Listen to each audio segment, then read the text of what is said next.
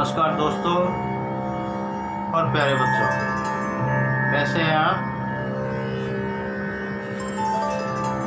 सब ठीक ही हैं। सब अपने अपने घरों में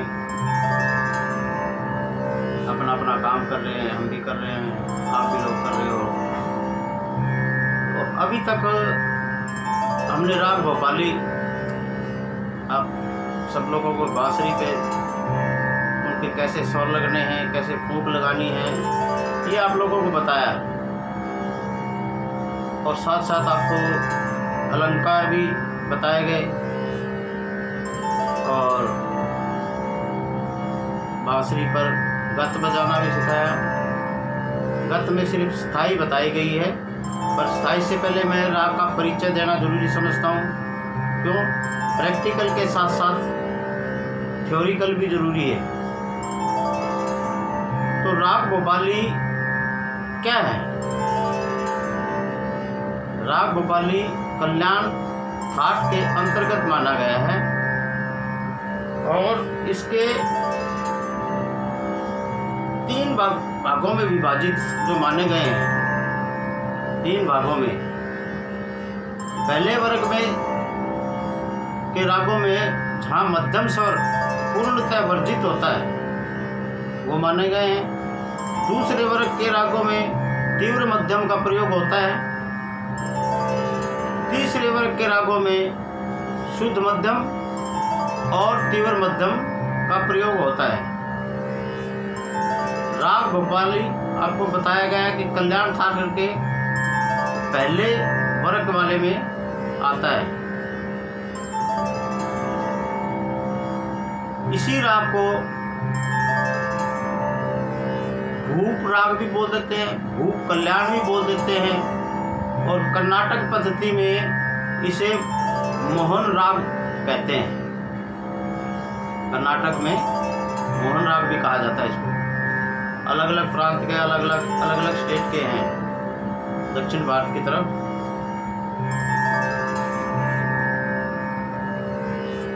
नए विद्यार्थियों को यह राग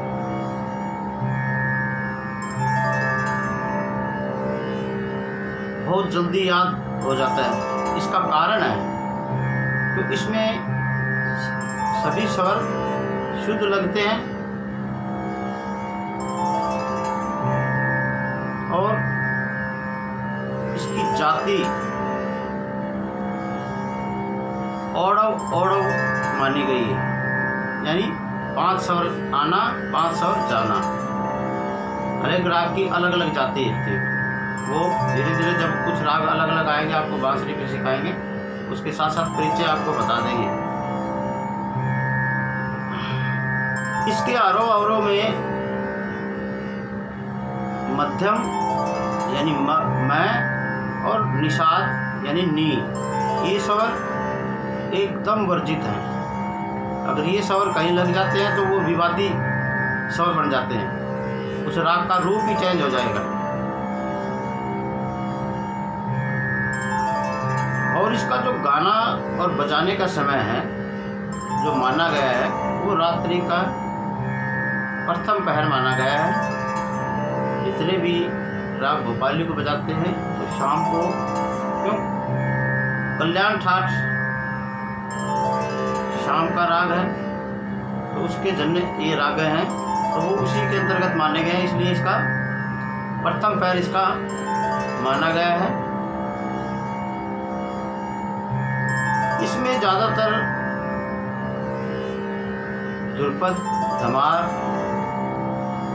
ठुमरी, भजन ये गाए जाते हैं और बजाए जाते हैं। फिल्मों में भी इस राग का बहुत प्रयोग हुआ है। इसी राग के साथ हम अगर थोड़ा चेंज कर देते हैं, जैसे सा रे गा प ध सा द प ग रे सा रे ग प ध सा, ये राग शिवरंजनी का प्रयोग हो जाता है। सा रे ग गंधार कोमल लगने से राग थोड़ा सा एक स्वर भी चेंज होते ही राग का रूप चेंज होता है। सा रे ग प और इसी को शुद्ध गंधार लगा देंगे तो भोपाली बन जाएगा। तो कोई भी हम राग सीखे, क्यों प्रैक्टिकल के साथ साथ थ्योरिकल भी बहुत ज़रूरी है।